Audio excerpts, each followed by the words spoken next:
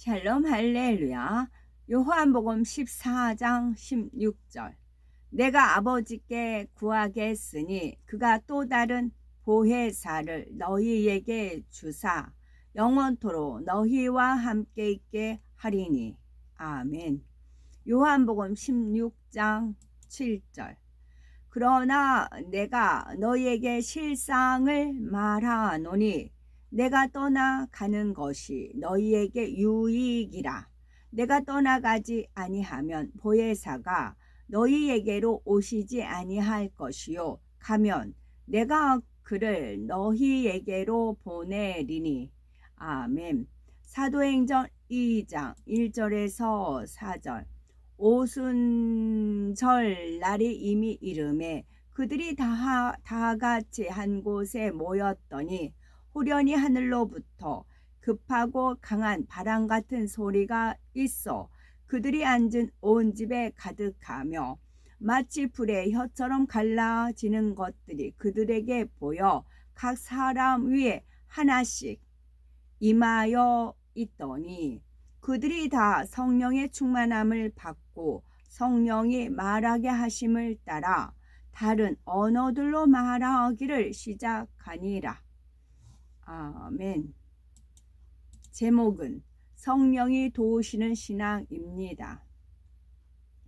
요한복음 13장을 보면 예수님께서 유월절을 앞두고 12 제자들과 함께 마지막으로 만찬을 하시며 제자들의 발을 씻기신 후 고별 설교를 하십니다.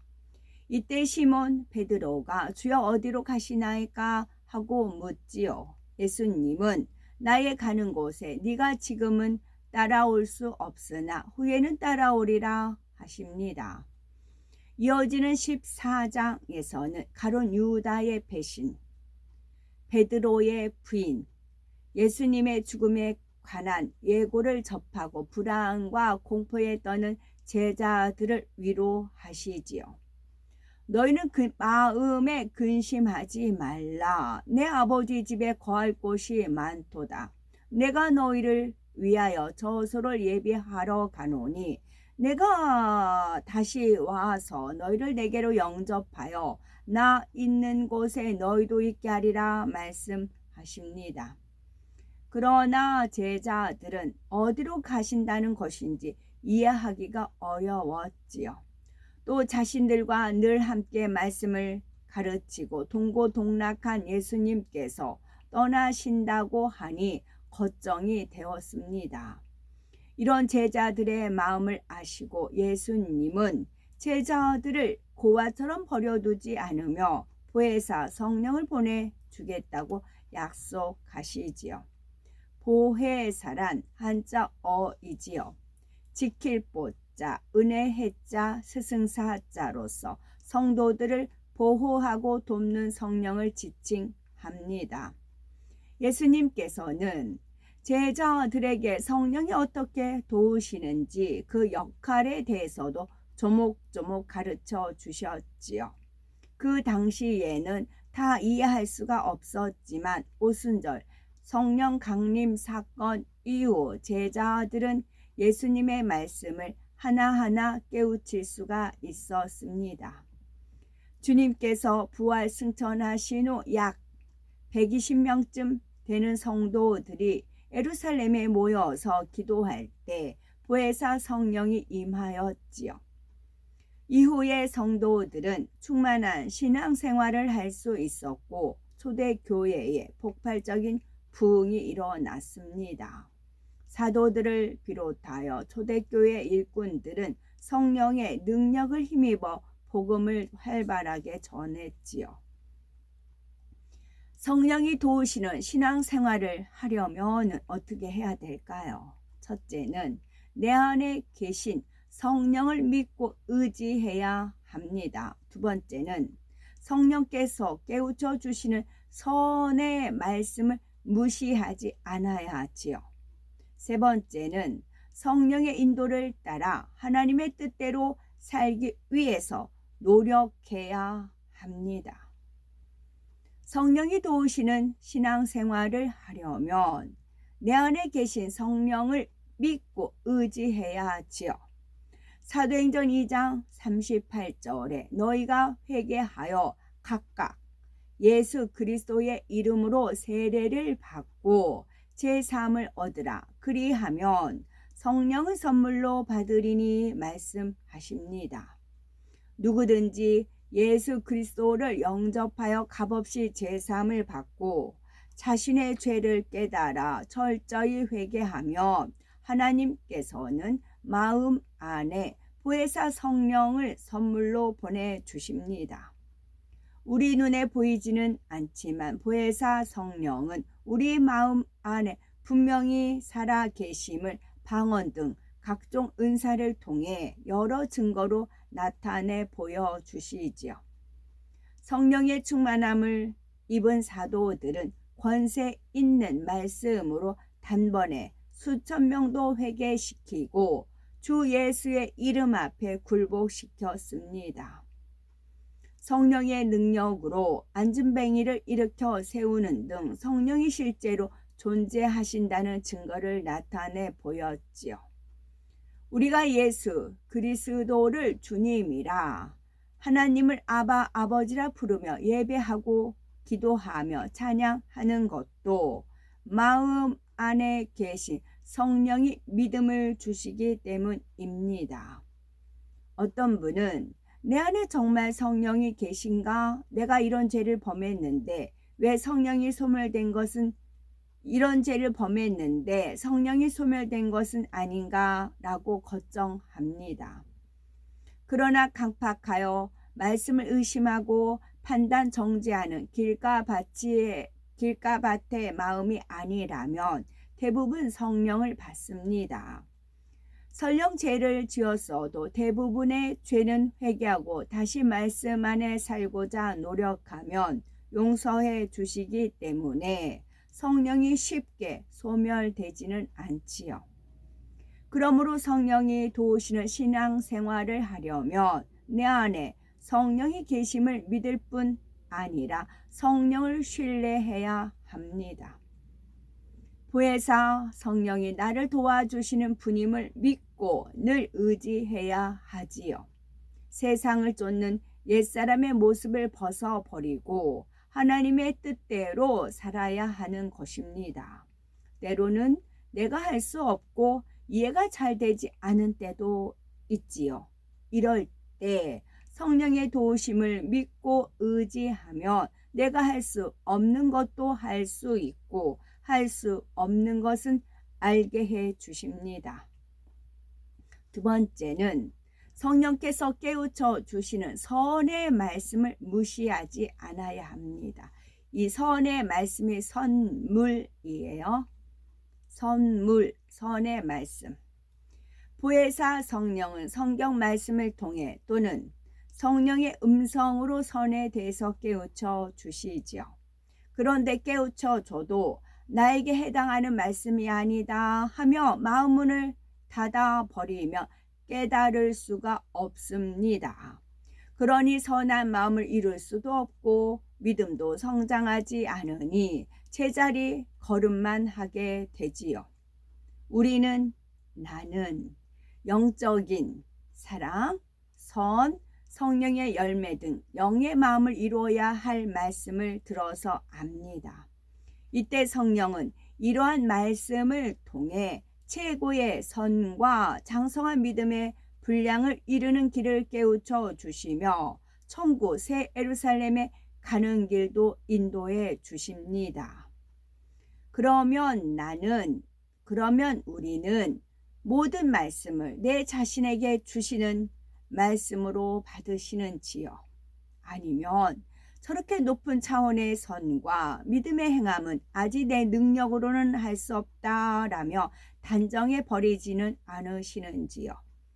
하나님은 우리를 항상 믿음의 눈으로 선하게 바라보십니다. 최고의 선을 이룰 수 있고 믿음의 선진들처럼 큰 믿음을 가질 수 있다고 바라봐 주시지요. 그리고 각자 믿음의 단계에서 무엇을 깨우쳐야 하고 행해야 하는지 성령을 통해 알려주십니다.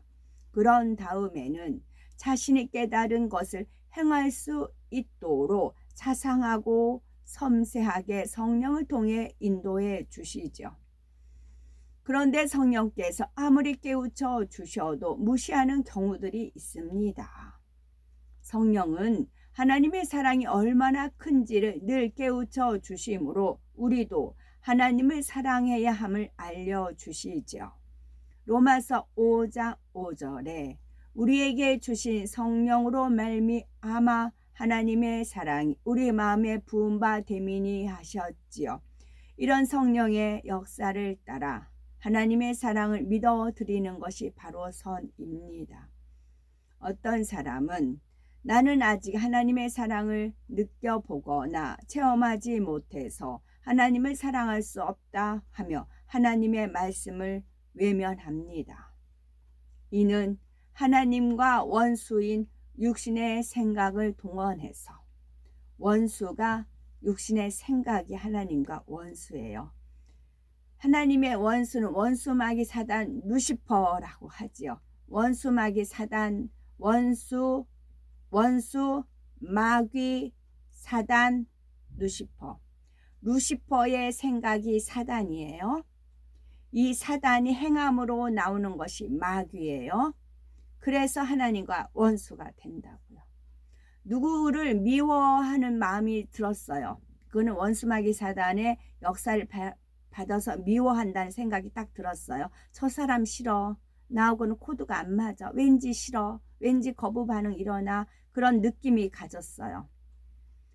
근데 갖고만 있었어요. 그런데 그것을 행할 수 있는 기회가 주어졌어요. 어떤 기회? 내가 더 권위가 있다. 내가 더 권세가 있어. 내가 더 잘났어. 저 사람 뭐야? 하는 생각이 딱 들었어요. 근데 그걸 펼칠 수 있는 기회가 왔어요. 그럼 그 사람 대놓고 해코지 안 하고 돌려서 해코지해요. 그럼 행함으로 그 사람 생각을 가지고 있는 건 사단의 역사를 받은 거예요.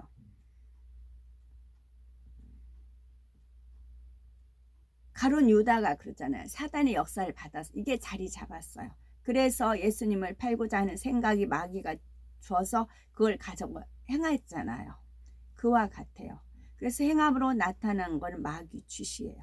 마귀 짓을 일단 했으면 그때는 연단이 들어가는 계기가 돼요. 원수마귀 사단이 하나님 앞에 송사를 해요. 하나님 보세요. 저 사람 해코지 했잖아요. 그래요. 그럼 하나님은 그 사람 외면하실 수밖에 없고 천사들도 외면할 수밖에 없어요. 천사들이 못 지켜줘요. 그럼 누가 역사해요? 원수마귀 사단 사자들이 역사를 한다고요. 이는 하나님과 원수인 육신의 생각을 통해 우리의 적이 누군가를 아셔야 돼요. 육신의 생각이 원수라고요. 그래서 진리의 생각만 하셔야 된다는 겁니다.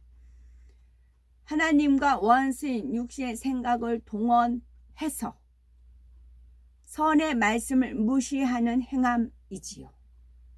이렇게 계속 성령이 깨우쳐 주시는 것을 무시하면 성령이 주관하시는 선한 생각을 받을 수 없습니다. 또 하나님의 사랑도 느낄 수 없고 하나님께서 부어주시는 은혜도 받을 수가 없습니다.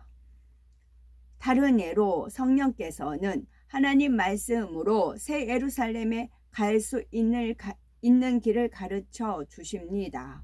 그런데 나는 예전에 이러이러한 죄를 범했으니 나와는 상관이 없는 말씀이다 라고 생각하지요. 철저히 회개하고 오직 새 예루살렘만 바라보고 달려가면 된다고 성령께서 깨우쳐 주셔도 부정적인 생각을 깨트리지 않지요. 하나님의 사랑을 받아들이지를 못하는 것입니다. 나는 성령을 통해서 선의 말씀을 들려주실 때 오직 아멘 하고 내 자신의 것으로 받으셔야 됩니다. 성령의 도우심 속에 하나님의 선을 깨닫고 하나님의 사랑을 느낀다면 참으로 쉽고 행복한 신앙 생활을 할 수가 있는 것입니다. 세 번째로 성령의 인도를 따라 하나님의 뜻대로 살기 위해서 노력해야 합니다. 보혜사 성령은 하나님의 뜻대로 살 수 있도록 늘 이끌어 주시지요. 그러므로 성도들은 성령의 인도를 따라 하나님 뜻대로 살려는 의지를 내보여야 합니다. 믿음의 받침대를 내보여야 됩니다. 그렇다고 내 안에 계신 성령이 다 하니까 라고 성령께만 모든 책임을 돌려서는 안 되지요. 보혜사 성령이 깨우쳐 주시는 것을 깨닫고 행하기 위해서 적극적으로 노력해야 합니다. 나를 도우시는 보혜사 성령이 내 안에 계심을 진정 믿는 사람은 성령의 주관을 받기 위해 하나님의 말씀을 듣고 기도하기를 사모합니다. 깨우쳐 주시는 대로 순종하기 위해서 부단히 자신을 복종시켜 나가는 것을 볼 수가 있지요. 주관하시는 대로 행하는 것이 어려울 때도 나를 도우시는 성령을 믿는 사람은 내 안에 성령이 계시니 할 수 있다라고 믿고 성령을 의지합니다. 이렇게 노력하는 과정이 필요하며 행함이 쌓이는 만큼 성령의 음성과 주관, 인도를 받는 것이 점점 쉬워지지요. 그러니 늘 성령이 도우시는 신앙생활을 할 수가 있는 것입니다. 믿음의 선진들을 보면 이처럼 위대하고 놀라운 일을 어떻게 행했을까라고 부러울 때가 있을 것입니다. 우리도 나도 성령의 도우심을 받으면 하나님의 사랑과 능력을 힘입어 주 안에서 능치 못할 일이 없게 됩니다. 신앙생활이 어렵게 느껴지는 것은 내 자신, 자기 자신을 의지하기 때문이지요. 보혜사 성령을 의지함으로 늘 신앙생활이 너무나 행복하고 쉽다라고 고백하는 복되고 아름답고 보배로운 우리가 되어야 되겠습니다. 아멘. 선의 단계가 있습니다. 선에는 4단계가 있습니다. 선. 착한 것도, 착한 행함도 어떤 빛의 열매는 모든 착함과 의로움과 진실함이 있어요. 근데 그 착함에도 단계가 있어요. 레벨이 있습니다. 선의 1단계는 악으로 나오는 상대에게 감정이 있지만 대항하지 않고 눌러 참는 것이 1단계 선입니다. 선의 2단계는 악으로 갚지 않을 뿐더러 마음에 어떤 불편한 감정도 없는 것이지요. 3단계는 악으로 나오는 상대에게 선으로 감동을 줄 수 있는 단계입니다.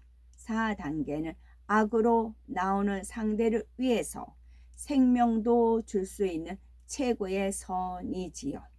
아멘.